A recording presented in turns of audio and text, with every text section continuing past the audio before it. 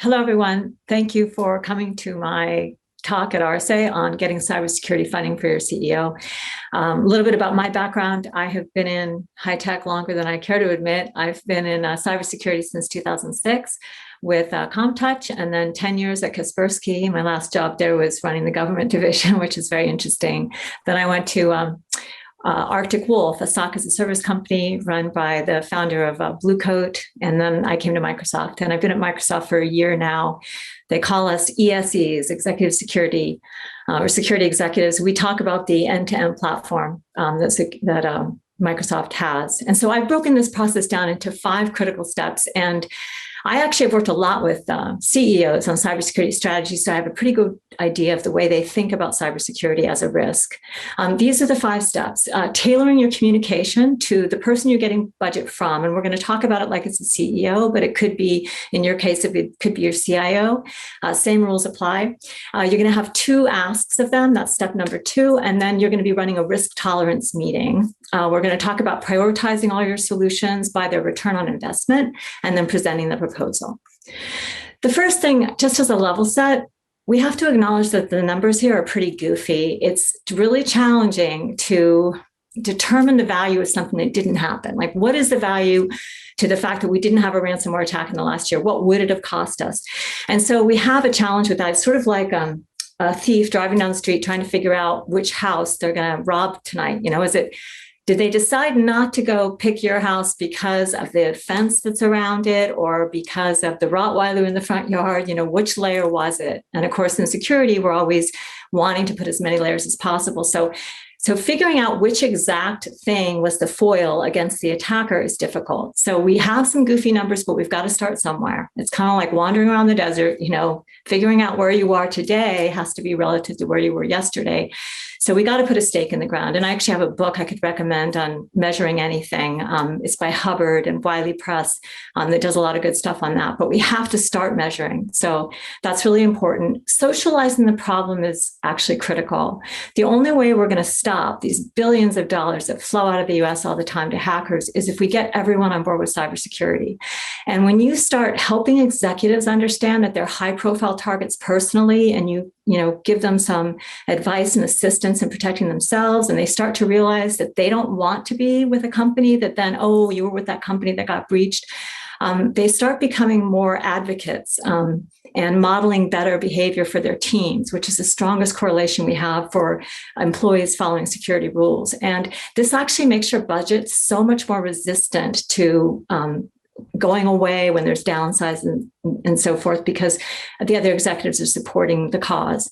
So really important to do that. And I love to see the sharing results with peers. Every CISO has the same challenges that they're working with. In fact, I sent my presentation this week to Patrick Hellman, who's a CISO over at Arrow. It's a $28 billion company. And he came back with a couple of tips I'm going to mention later.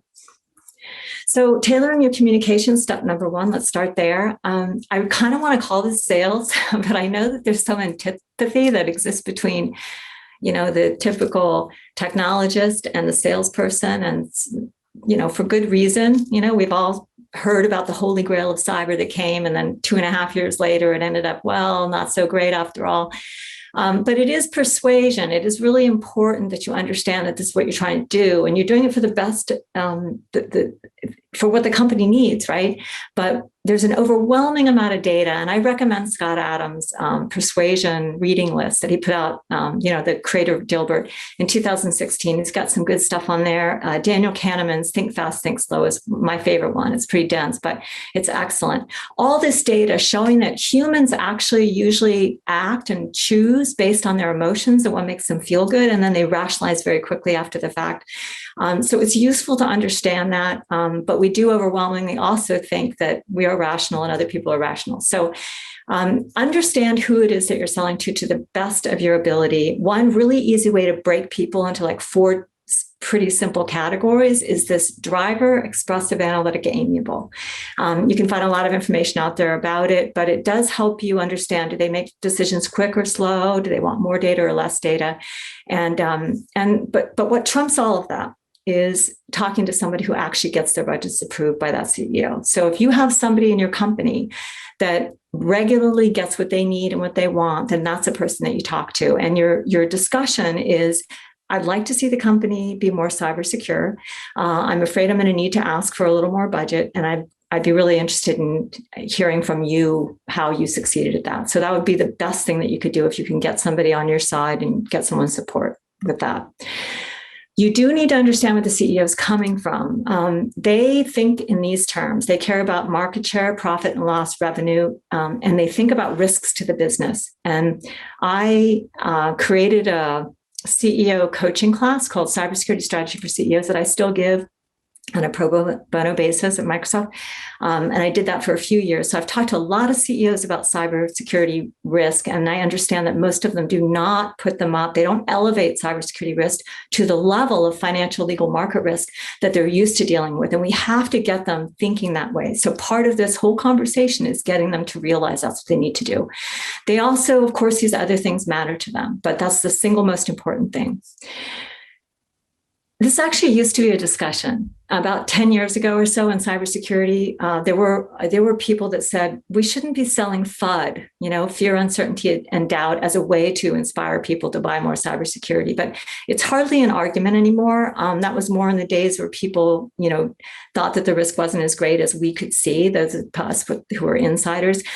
It's just the strongest motivator. And especially when you have weak measures of correlation between you didn't get attacked and what exactly the foil was. So it is the biggest reason to invest in cybersecurity. So we've got to use it. You do want executives to appreciate that they should be a little bit nervous about the fact that hackers want them and their access to the company, but you don't want to overwhelm them. If you go too deep into a nation state situation, that can happen. People can get kind of frozen with fear. One recommendation Patrick made to me this week was if you can come up with an example of a breach that happened, of maybe a business email compromise attack, ransomware, or something in your industry, and then you can share details of that as you're talking to your executives to what you want to do and how you want to avoid that could be really helpful. And then he also mentioned on timing, because of course you have to choose your timing carefully. Don't ask for, extra people when the company is having a downsizing. But when there is something big that happens in your industry that's scary, that gets the executive's attention, that's a pretty good time to go back and ask for more stuff.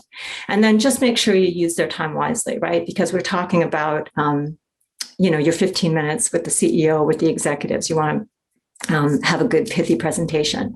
So the CEO asks, there's two of them. And this is the process of helping the CEO and the other executives really organize their thoughts around cybersecurity risk. The first ask is so simple. It's, I'd like to present a strategy for optimizing our cybersecurity posture. Now, what CEO says, no, I don't want to see that. But this is the beginning of the conversation where you try to get them to understand we will never get to zero risk in cybersecurity.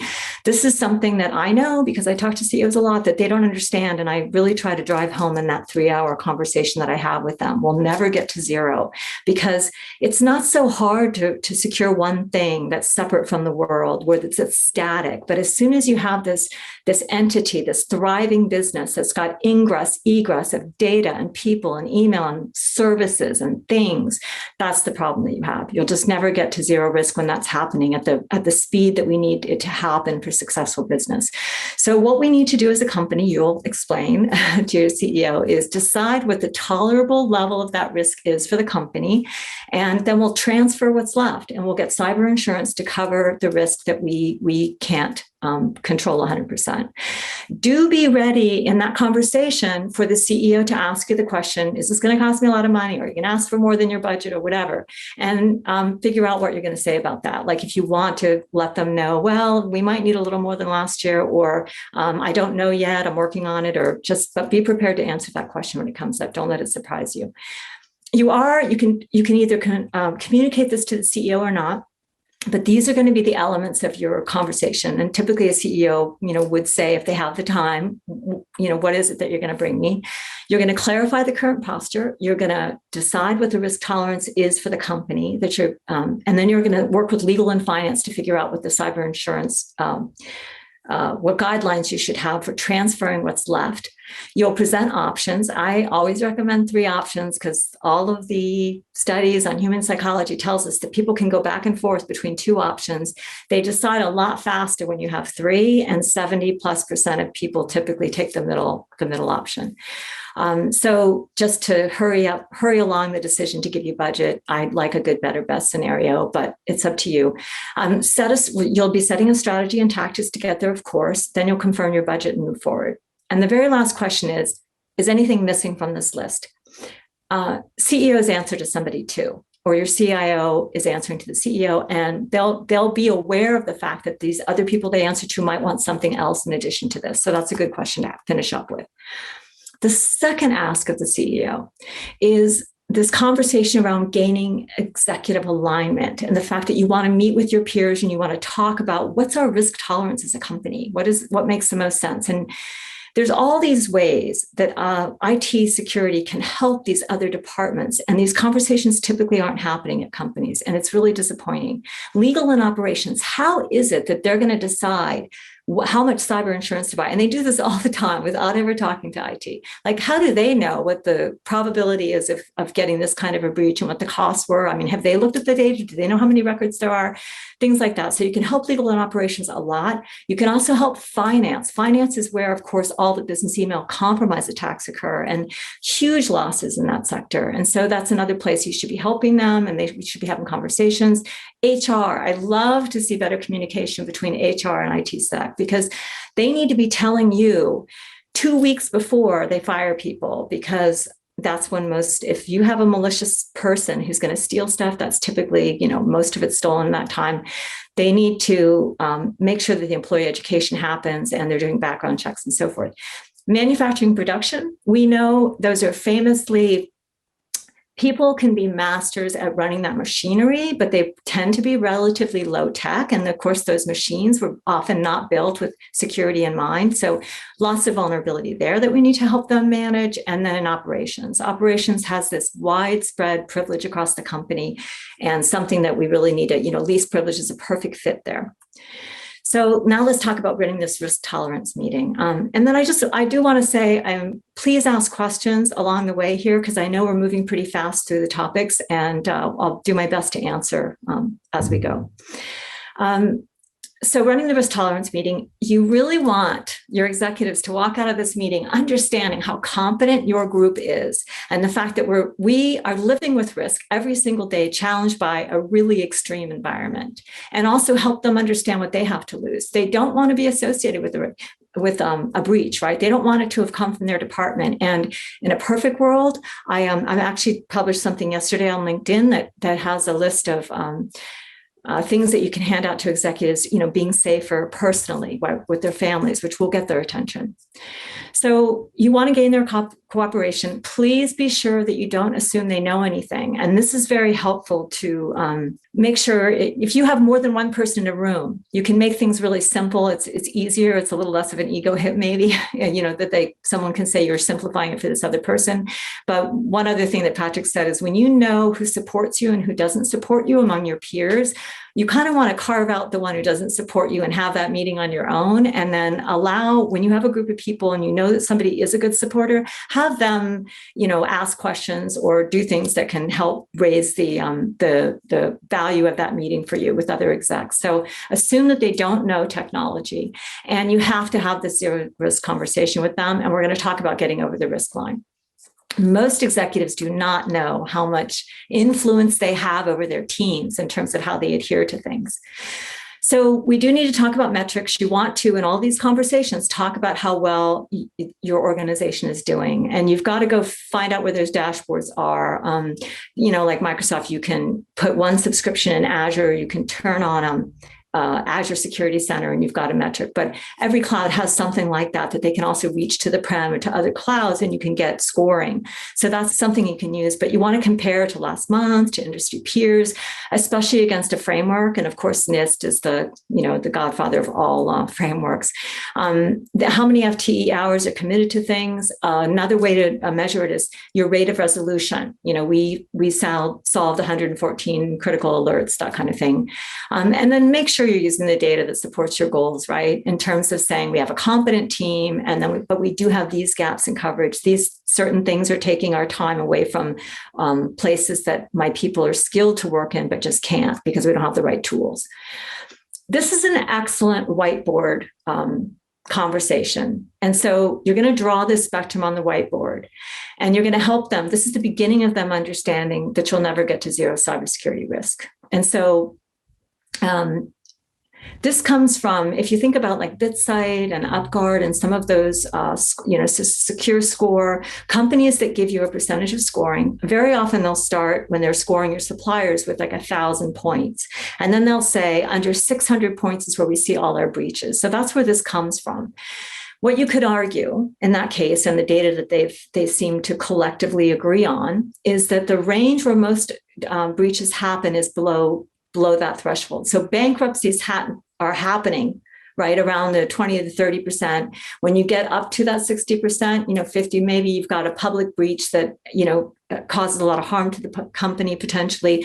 The sweet spot is over 60%. And so 67 to 80 is really nice if the company is willing to spend that much money, and that can make them feel really good that they're in that spectrum. 63 to 73 is roughly where a lot of companies, say, okay, we're comfortable with that. So this is just a kind of a level set. And again, back to the squishy numbers, we're just trying to guide the conversation to help them understand that we're dealing with a situation that is never going to be zero risk. So when a breach happens, they're not looking at us saying you failed. They're saying the company failed as a whole. That's where you want to get people to. And when we think about getting over the risk line, it's really opportunistic hacking. We want to get way above that.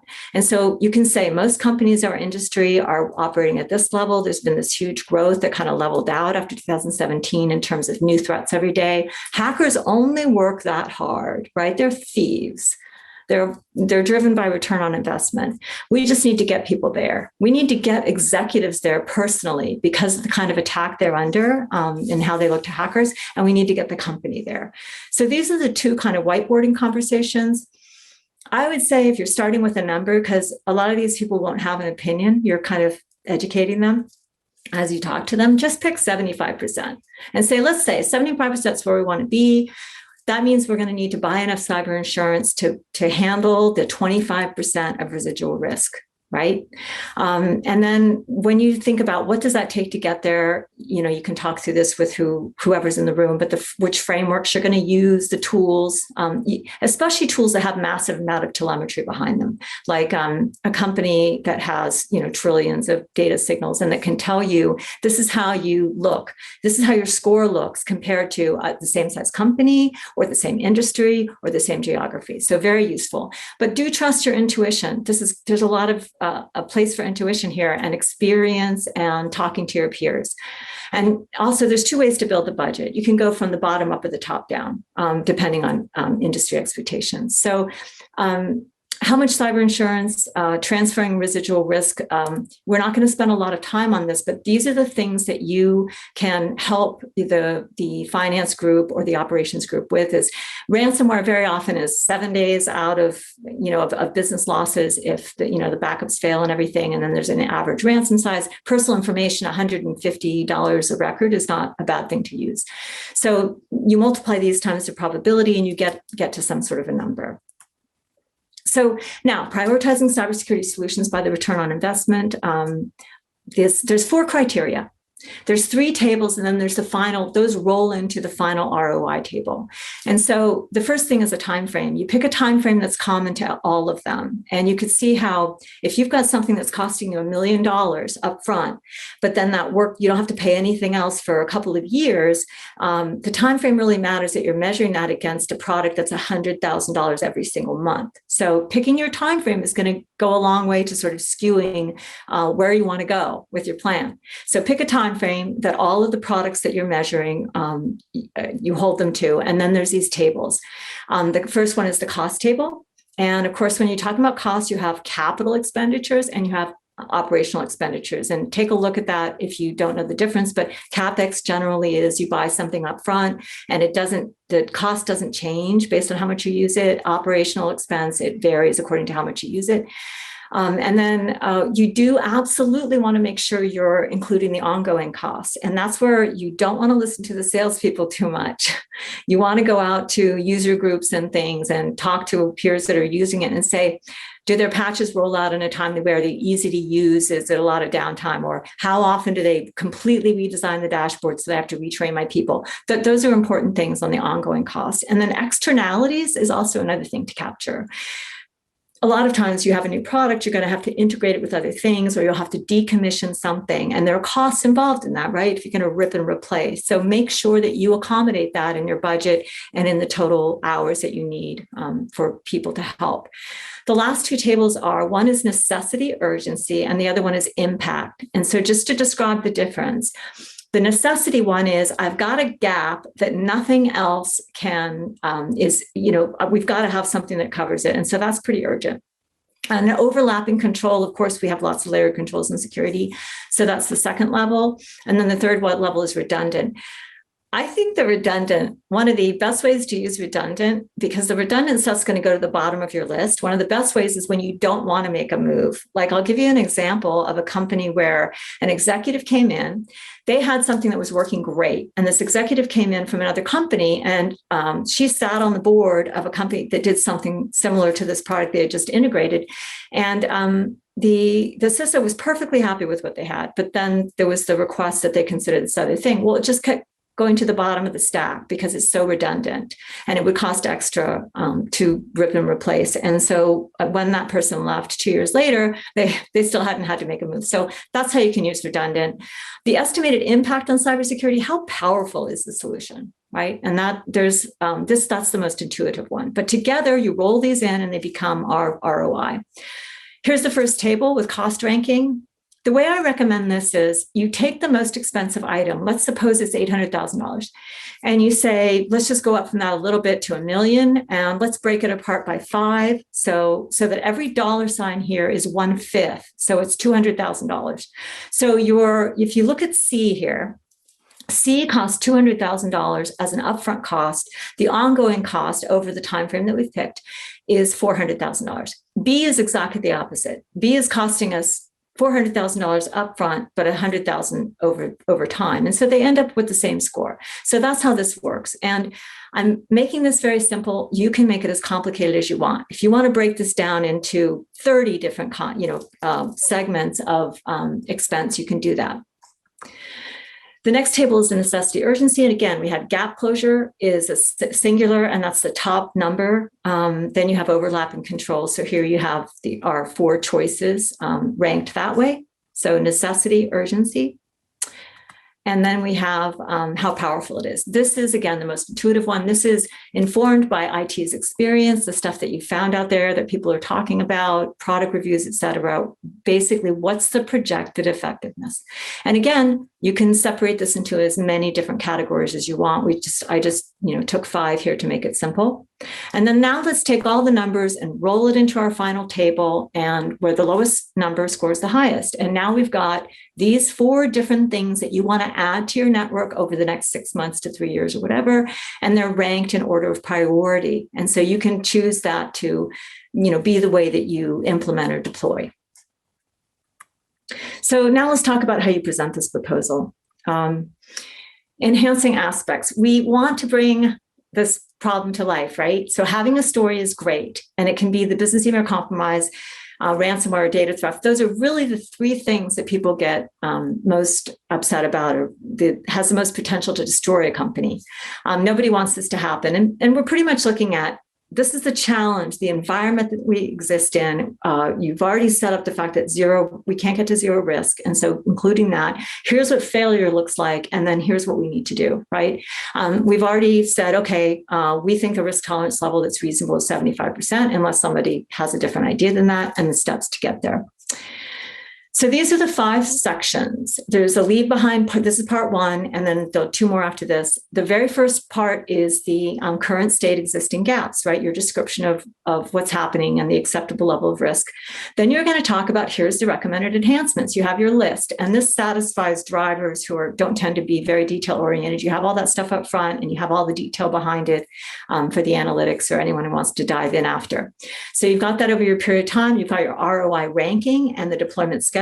And then the thing about this when it comes to the pricing is you want to be realistic, but you don't have to include every possible thing. There's a tendency for a lot of IT people can be more on the analytical side, and there's a tendency to want to put everything in there. You want to be a little bit less thorough than that if it's going to hurt your chance of getting your budget approved.